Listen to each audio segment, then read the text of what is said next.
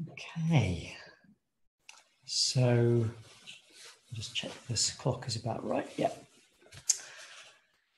So tonight is the last night in the series. We had a series of I forget, is it 6 odd evenings on the theme of the Brahma Vihāras, which may not mean anything to some of you. That's fine. Here comes, I'm missing team member. So we've been going through this series of meditations and associated qualities called the Brahma Vihāras, which are very elevated states, sometimes called sort of limitless states. There's no limit to how far they can be expanded. Very beautiful, godlike states. Living with the gods is sort of what the name Brahma Vihāras basically means. And tonight, backtrack. So we've looked at metta, loving kindness, which is the root Brahma Vihāra, the first one. And then we've looked at compassion, which is what metta becomes when it meets suffering.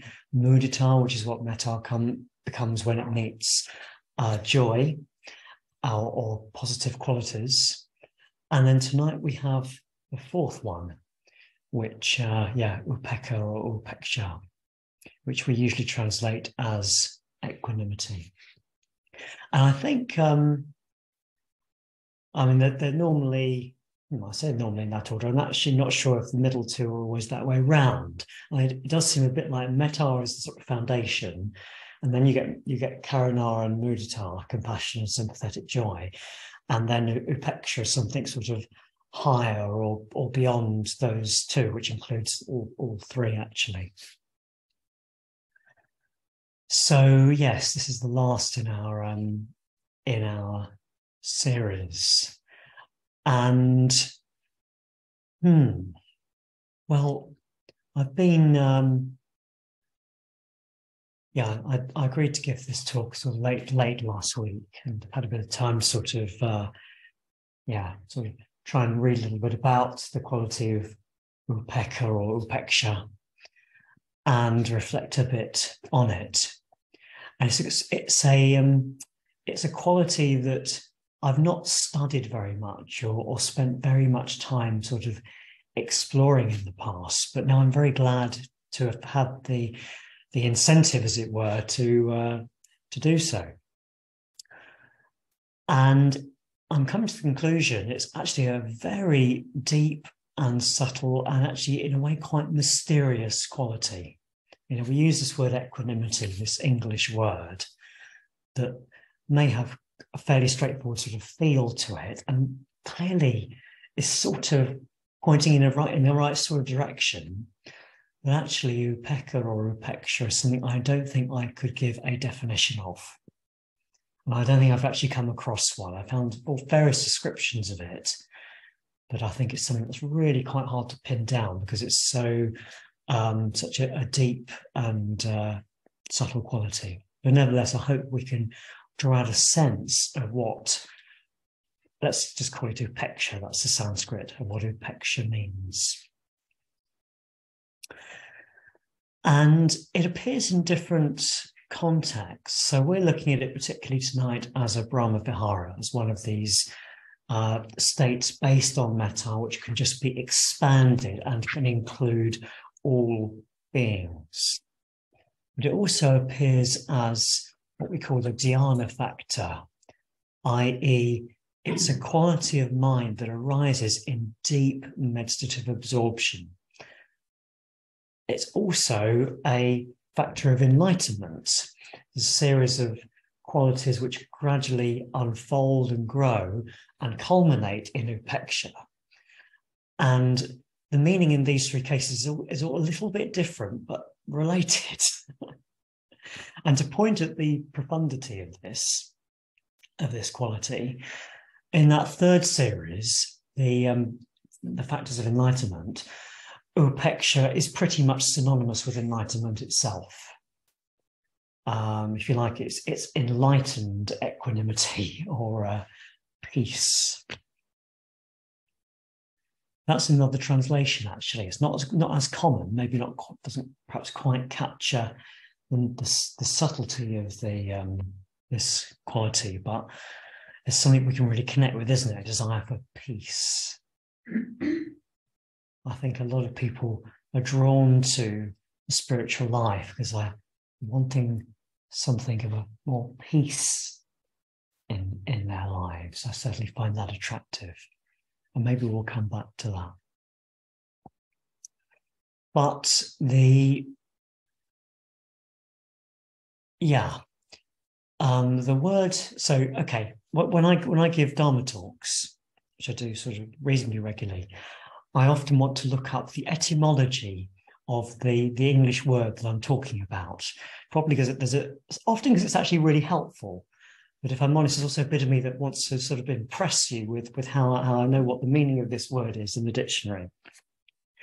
And yeah, equanimity, the equa bit is, equal or even. I think even is the rendition I found. And animity is like connected with animus, or presumably anima. So it's like, this is translated here as mind, but it's obviously mind in quite a deep sense. So actually the English word does, if you look at the meaning of it, it does get something of what upeksha is. It's like even-mindedness in quite a deep sort of level. I'm getting hot now. I'm going to need to take a layer off.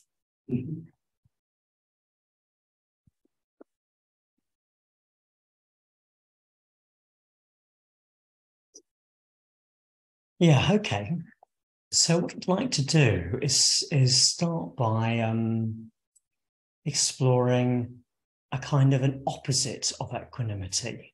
Not perhaps in the traditional Buddhist sense, but nevertheless, it's very relevant to uncovering the meaning of upeksha. I say not in the traditional sense because there are traditional opposites, near and far enemies, which I don't probably go into tonight through upeksha.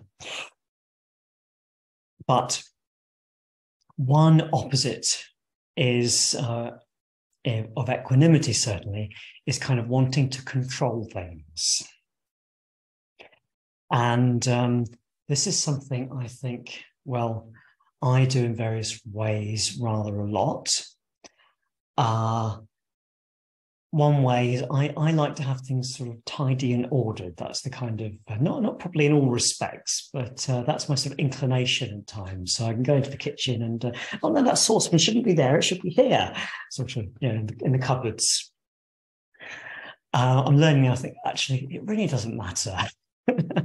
That's the right sort of area, I can find it. But yeah, so wanting to control things and getting things sort of orderly and I'm going to give quite a number of different examples here, the ways in which we can try and control things. So on Sunday and Monday morning, I was, I don't get too much into the details of this. Okay, I was at my girlfriend's in North London and we had a particular plan for the Monday morning. You can guess what's coming. And I don't need to go into what that was. It was something that was quite important to us to do. And then I opened the curtains and a thick covering of snow. And I hadn't been, I was vaguely aware there was a colder spell coming, but I wasn't actually expecting it. Actually, it didn't take me that long to let go of the plan. But there was a while where I sort of tried to work, okay, how can we do this with the snow there? Sometimes with weather, it can be a bit like, well, it shouldn't be happening. It's not supposed to be raining today. It's got this special thing happening. It shouldn't be like this. It's like we feel like it should be. The world should be behaving according to what we want. Yeah, like we should be able to, obviously we know up here we can't control the weather. There's an emotional level, we can kind of expect that it will fit in with our wishes. And we can get irritated when it doesn't. I mean, it can happen with health, can't it? It can be, ill health can come. It can come at a really inconvenient time. or maybe something more serious can happen, and you'd be like, oh gosh, well, this shouldn't be happening. This shouldn't be happening to me. So like it could be an idea we should be in control of our bodies and our health. And of course, we do have an influence upon our physical health. Of course we do. So, and we can get quite irritated, can't we? We can get irritated with other people when they don't act in the way that we feel they should. And I don't know about you, but I can get quite irritated with inanimate objects. Maybe because it's safer to be angry with an inanimate object. That's probably part of it. So I don't know, the laptop, the internet isn't working very well. It should be. I should be agreeing with my desires, as it were. So it occurred to me in reflecting on this earlier, it's a bit like that sort of. How many of you are parents? Quite a number of you. Yeah. I'm not.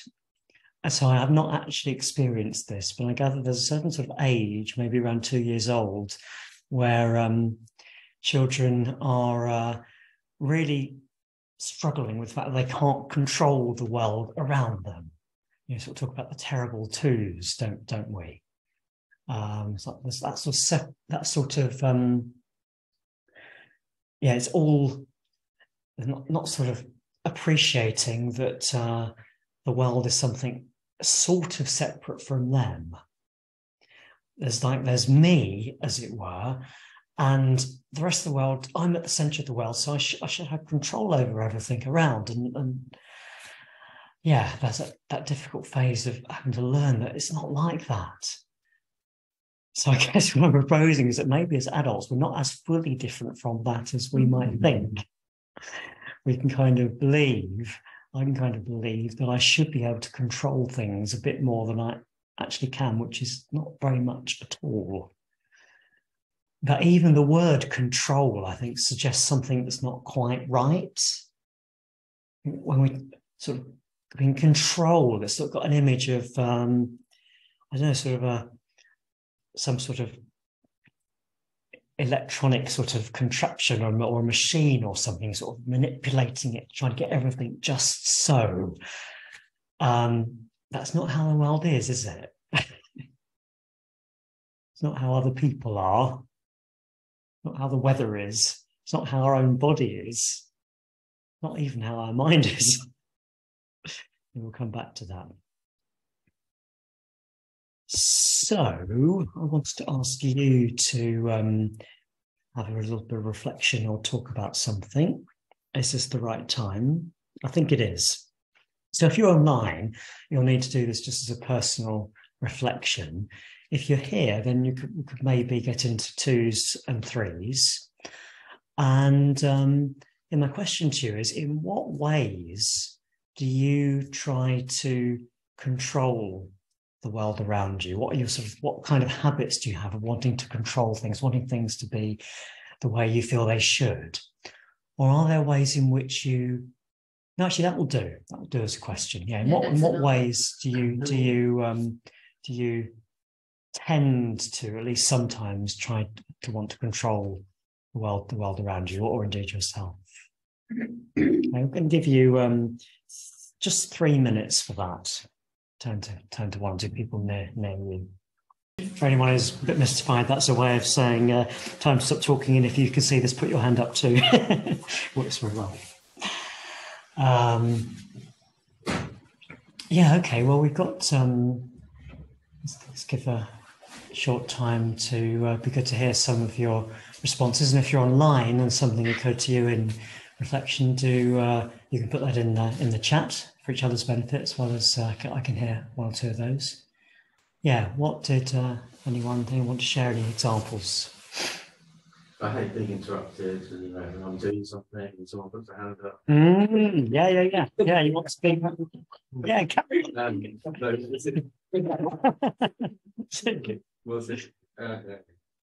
Time, just control the time is a really big one. Like, if you have anything you want to get to, any timetable, and then lots of things can make it slip. Being in control of time, yeah, the schedule, yeah.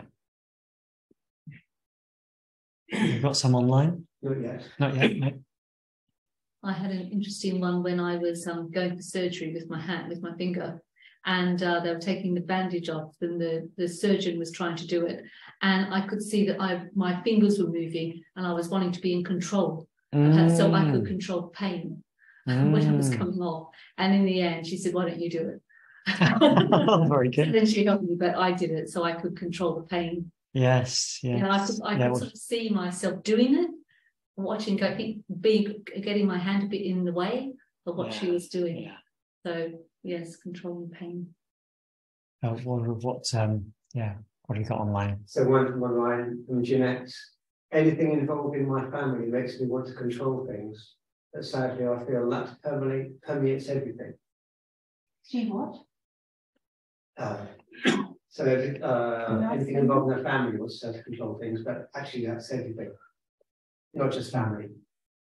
And it's with family, yes, yeah. And Brenda says, living by to-do list. Living by to-do lists. Wanting to control. Yeah, but like Josh's example, yeah. Okay. Well, I'm sure there's plenty more, but something we do a lot, isn't it? And it does seem to come from a kind of a view that there's me at the centre of the world, so the world should sort of organise itself around me, which obviously we don't hold rationally, but at an emotional level, I think sometimes that comes in to a greater or lesser extent. That's probably there a lot of the time. Okay, so what we're talking about from a traditional Buddhist point of view here, we could talk about this in terms of what are called the worldly winds. I'm not going to go into them in detail, but there's 4 pairs of what are called worldly winds. And the most fundamental pair is pleasure and pain. So we have pleasant experiences and we have painful experiences. The wind blows this way and it blows that way. And we get buffeted around. We want this and we don't want that, whichever way around it was. So that's one way of looking at this. So equanimity, of course, is a not being blown around by the worldly winds. Or that's not a definition, but that's one aspect of it. So now perhaps we can start to make the connection with the Brahma Vihāras, because we're talking about upeksha here, particularly as a Brahma Vihāra. And as I said, the tradition is very clear. It comes from the practice of the other 3. So when one's really practiced not just metta, it might be a car needs moving or something maybe.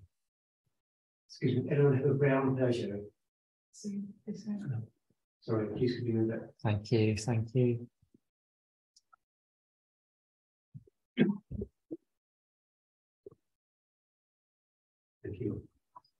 Yeah, so, lost my thread.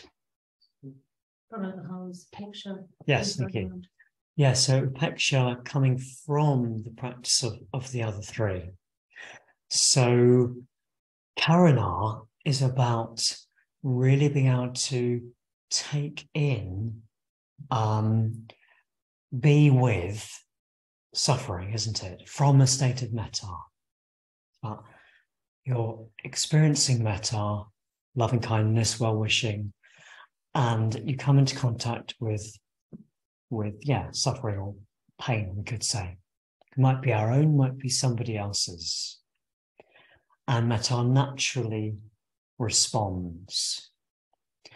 And then mudita is that metta, that well-wishing, coming into contact with somebody else's happiness or their good qualities that will lead to happiness. And mudita responds with joy, with sympathetic joy, as we call it. Well, metta responds with that, rather. So if we cultivate those 2 Brahma Vihāras, we become more able to be with both the painful and the pleasant in ourselves and in other people. And then if we can develop that, then we become more able to hold both together. So that seems to be what Upeksha as a Brahma Vihāra is in particular. It's being able to be with both, if you like, suffering and joy at the same time. Or not necessarily intense experiences of both. I think if the experiences are intense, we're probably going to respond more to one or the other. But nevertheless, we can be with at least the awareness that both happen. We're not just getting caught up in suffering, even perhaps in quite a creative way, nor are we simply responding to something that's happy and shutting out what's painful. In fact, we're shutting out, it's not really metta. So, yeah, let me talk a bit about experience of mine, or it's something of a recurrent experience of mine, which is related to this sort of area. So some weeks ago, I was on a retreat at Padmaloko, which is the men's retreat centre in Norfolk. And I left that retreat, it was a week's retreat, left feeling very inspired, full of inspiration. And came back home and plenty of inspiration, really sort of feeling creative in a very genuine sense. And then got to the end of the week and I got ill. I got one of these sort of bugs that's going around, which is a bit rough one day, and then just sort of mild illness, low energy, foggy mind, feeling difficult to meditate, not really bothering to try very much. And the inspiration went out the window very quickly. Actually, I think that's not a good way of putting it. I think it's more like it moved into the background. It's actually quite an important thing. It's a bit of a tangent, this, but when we really practice the Dharma and inspiration becomes more a regular thing, a part of our lives, sometimes it feels like it's not there. It's often just moved into the background. It's harder to spot, as it were. It's not so conscious. But I was steadily getting into not a very positive state of mind, and really sort of getting a bit sort of down on myself. No, I can't do this spiritual life thing, it's all too difficult. I wasn't actually buying into that story very much, but that flavour was there. It's kind of, woe is me sort of feeling. Which did get pretty unpleasant, even though I wasn't fully sort of buying into that sort of story. And then the illness sort of started to lift and energy started returning. And then at a certain point, I was meditating and I noticed myself I won't go into the details, but getting into this sort of story about how I'm sort of not good enough. It's sort of a habitual story. And it was around meditation. I thought, I don't need to do that. And I just realized, oh, hang on. I was full of inspiration and then I wasn't in touch with it. And it's a bit like the worldly winds. I mean, they're not worldly in this case. It's something of a different sort of nature, but the same kind of response. I'm wanting to be inspired all the time and be in this really positive state all the time, which is a very healthy, positive state. But that attachment to it is actually not so helpful. And then I end up on the other side. I can't do this. And actually, it's like, well, this is what happens in spiritual life, actually. We don't spend all of our time, unless we have a really profound breakthrough, perhaps not even then, that's short of enlightenment. We're not going to spend all of our time really inspired and full of positive qualities and everything going fantastically on a spiritual level, whatever that means. That's probably even self-contradictory if we really looked into it. We're going to have times when we're less the Dharma is not quite so alive for us. We're not quite so fully in touch with it. Now, of course, something we can do about that. It's not like we're helpless. It's not like the weather, which is completely or pretty much completely beyond our control. There's something we can do about it, but we can't choose to always be inspired. The winds blow, as it were. Yes, they're the winds of our own conditioning. So ultimately, they are under our control, but don't worry. Thanks for moving the car. But yeah, we can't fully control even our own minds directly. We have actually a huge amount of influence, far more than we usually believe we do, but we can't control them in that sort of machine-like way. So it's much subtler than that. So again, there's pleasure and there's pain on the spiritual level, especially when you're attached to doing well spiritually, as I tend to be.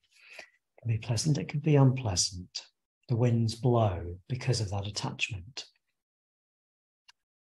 So, yeah, I was just talking about how we experience pleasure and pain. It moves from one to the other.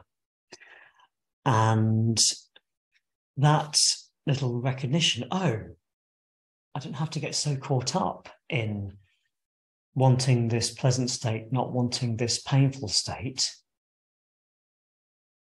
I can sort of trust in something else. And what I can trust in actually is the Dharma.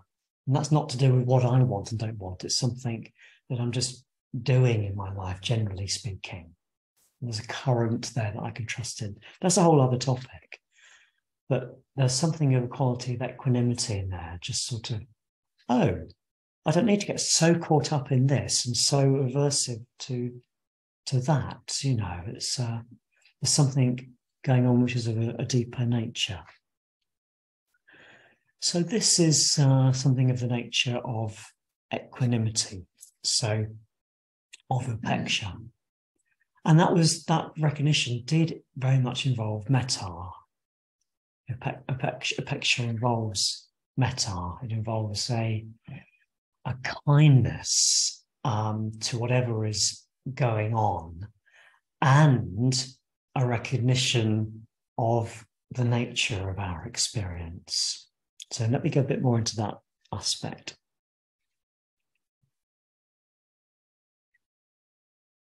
So yeah, upeksha is metta infused with, or permeating, I don't know which way around you want to look at it. It's metta and insight, some degree of insight about the real nature of our experience. And you could say impermanence. There's a pleasant experience, it's not going to last forever. There's a painful experience, it's not going to last forever. Indeed, it's changing. The winds blow, even the ones that we have quite a degree of influence over. And it's important that we do influence those. But yeah, we can't choose to just be in the more pleasant state, whatever that is. So this is one aspect of, well, a very important aspect of equanimity. It's like taking in the pleasure and the pain, recognizing they're both there in what it is to be human. Even if we really looked into it, they're both a dimension of our experience right now. And we're just going to get caught up in whatever's most drawing our attention and dismiss everything else. No, a human experience is much subtler and richer and more, or let's say subtler than that. So they're both there. And the pleasure, mudita, is an appropriate response. The painfulness, karana, is an appropriate response. And if we have metta, that's what will happen, or to the extent we have metta. And if we can hold both, there's upeksha, there's equanimity. There's not being personally caught up in whichever the wind is blowing right now, whichever way the wind is blowing right now. It's like, it's not that it doesn't matter at all. We care about our well-being. There's metta. We do care, but that caring comes from a place that's not what I want in that controlling kind of way. It's something more genuine than that. And because it's more genuine than that, it also expands to include other people. So upekkha is not just in relation to what I'm experiencing, it's also able to take in both the pain and the joy in other people's experience, other people's lives.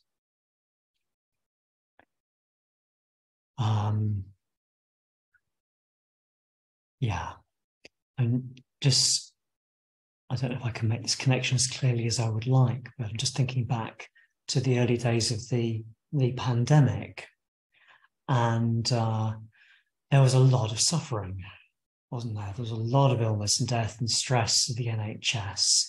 At the same time, inextricably tied up with that, there was an awful lot of kindness and positivity. There was real community spirit, people looking out for one another, going shopping for one another, walking around the garden however many hundreds of times was it to raise money, Captain Tom? And so many other efforts. There was so much to rejoice in, and so much to take in the way of pain. So yeah, both were there, and inextricable actually from one another in that case. Yeah. So let me come back to that thing about personal habits, and this is more again to do with upekkha in relation to ourselves. Though again, this is something other people experience too, so we can extend this to others. This is a quote from Ratna Vandana, who seems to really practice the upekkha bhavana. She says, over time, you'll have come to see some of your deeper habits, some samskaras. I've got a problem here with my, I dictated this and my computer's not got this bit right. Some aspects of how we experience change. Okay. These continue to show up. So our habits of mind, our, as we call them, deep samskaras, continue to show up. But what changes is how we respond to them. Gradually, we notice that arising. We notice the habits, unhelpful habits may be arising, but they no longer have the same power over us. We no longer act them out, no longer see them as us. We can see the conditions for their arising. So that's the quality of equanimity. Not getting quite so identified with whatever's going on right now. Not seeing them as us, seeing rather things arise in dependence on conditions. We have an awful lot of influence on those conditions when it's our mind, but we don't have control in that machine-like sense. Okay, I'm going to finish talking soon. I want to come back briefly to peace. So, we talked about equanimity there in terms of letting go of that wanting to be in control. That, yeah, we experience pleasure and pain, those worldly winds, including at a spiritual level. And we don't need to be buffeted around by those in the sense of getting personally caught up in wanting one of them and not wanting the other. We can learn to recognize that the winds blow and be more free of that mattering so much to us in that personal kind of way. And then we can extend that recognition to others. We can recognize that there's pleasure and pain in other people's lives, and we can respond with a state of being that takes in both and is based in metta. But yes, equanimity, upeksha, can also be translated as peace. And this brings in, this very very attractive quality. So I want to quote Bhante Sangharajta here. So this is in Living with Kindness, a whole book on metta and the other Brahma Vihāras, particularly metta. He says, we usually think of peace as something negative. We say, leave me in peace, or just let me alone. We usually think that peace is just absence of noise, no disturbance.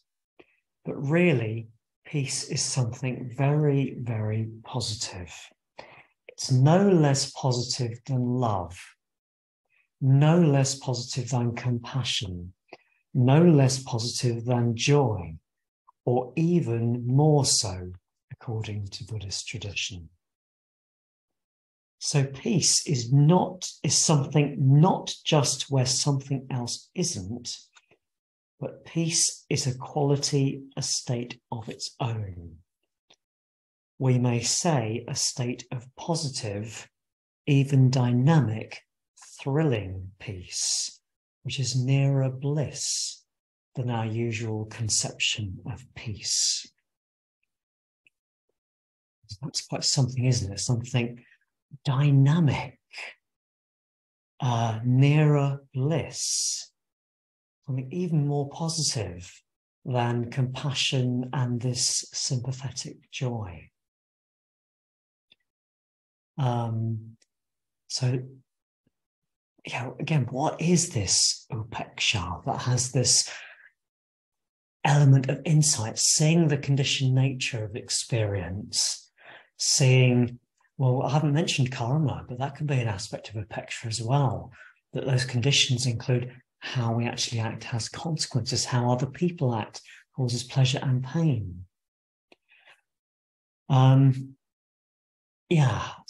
Being more even-minded in relation to our own worldly wins, and in a sense those of others, though again we're talking from a state of metta here, so it really cares about well-being, ours and others, but not caught up in it having to be a particular way. Another aspect in relation to other people would be, I was talking to Auntie Priya about this earlier, if someone's suffering, we're not trying to fix that suffering because we're uncomfortable with it. It's like there's pain and we can be with that pain. If there's something that we can do that will alleviate that pain, metta will just respond in that way. Compassion will arise, we'll respond in that way. But not because we are finding it uncomfortable. That's more like horrified anxiety. That's not upeksha. So I want to finish with two more quotes. Actually, no, hang on. Do I want to include both of these?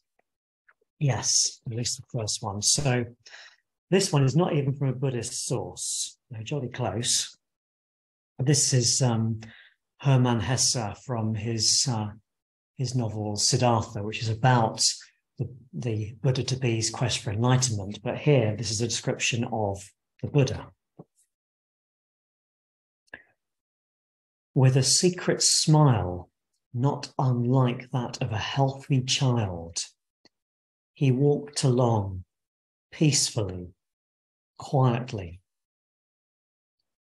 He wore his gown and walked along exactly like the other monks, but his face and his step, his peaceful downward glance, his peaceful downward hanging hand, and every finger of his hand spoke of peace, spoke of completeness, sought nothing, imitated nothing, reflected a continuous quiet, an unfading light, an invulnerable peace.